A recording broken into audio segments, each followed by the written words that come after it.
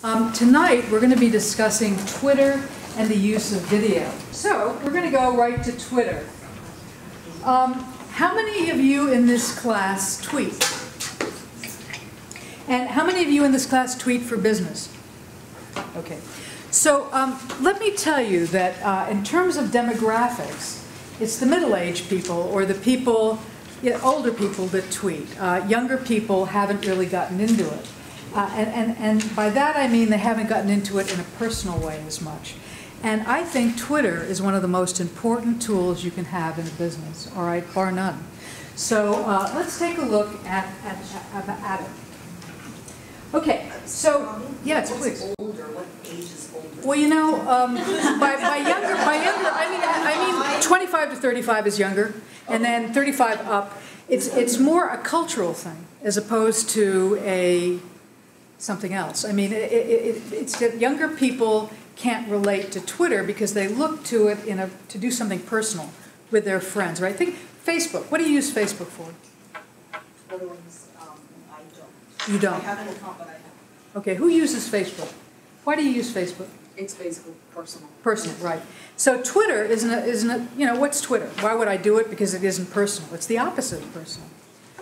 So, in any case, you should be thinking about it if you're in business, if you want to expand and enhance your career. So, first of all, Twitter is something we call a microblog. And by that it means a small blog, but it really isn't a blog at all. It's just a short amount of space, 140 characters. And most people think of it as a magnaphone, as a way to get messages out, to broadcast it.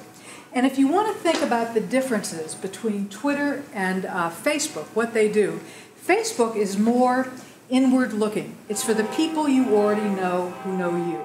And there's all sorts of advantages for that, even for a company. But Twitter is really for a broader base. Twitter is for the people you might like to know, you might like to reach. So I have a utility as a client, and they have people that are on their Facebook site, and they use that Facebook site to sort of build their fans, to support them, to find information. But they go to Twitter to get news out. They go to Twitter to reach those people that they may not be able to get a hold of. And the limitation of it is its advantage. Everybody can get the message, right? It isn't that small, targeted market. But it has advantages that way. So let's take a deeper look. So it's about what has your attention. And today, Twitter is the 4th ranked site.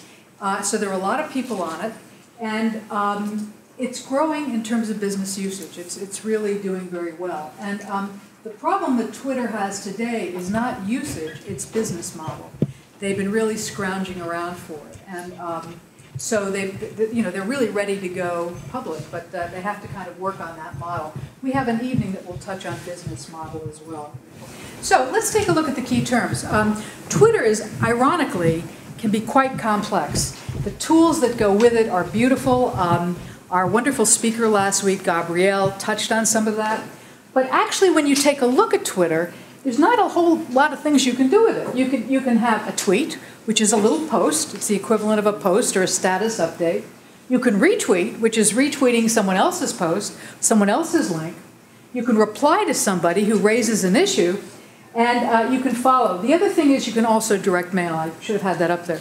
What that means is direct mail is once you're on Twitter, and I have already agreed that you're a follower of mine, you're already following me, you can send me a direct message.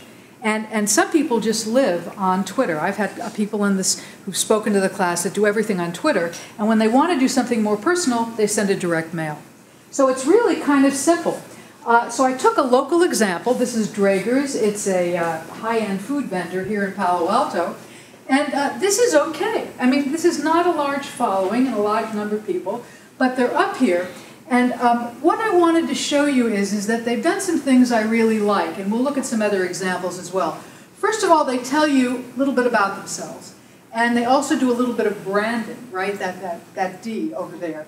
And I can't tell you how many individuals do not, or the kinds of things they put down as my interest in hiking, or something like that. So, they use it to give you information about something they've got. They do it to promote it. to give you coupons that you may want to have. And the way you would find them is to either look up Draeger's, or maybe, if you don't know anything about Draeger's, Palo Alto and coupons or sales. Well, just one quick question. When Please. you reply to somebody, is that broadcast or is that... When you, what? When you reply to Yes, somebody... it's broadcast, and that's a very good question. With the exception of direct mail, everything is broadcast. If you do a post, it's broadcast. You can't limit the post. If you tweet, it's broadcast. And if you reply publicly with the little reply symbol, you will be seen by everybody. All right, so direct mail is how you can sort of contain that on Twitter. Now, what I wanted to show you here, this is someone who attended one of our classes. She's a marketing person, and I really like the look of her profile. First of all, she tells you what she wants you to know about her business, right? She has a great picture. Twitter allows you to customize your profile, and I think she has it done really interestingly. And look at this. She has Bishop Market Resources helps companies create competitive success and grow their business through online resources. And then she includes, which is also important, her handle, her website, her LinkedIn. There's a lot of information that promotes her as an individual expert on this site. So I thought this was excellent.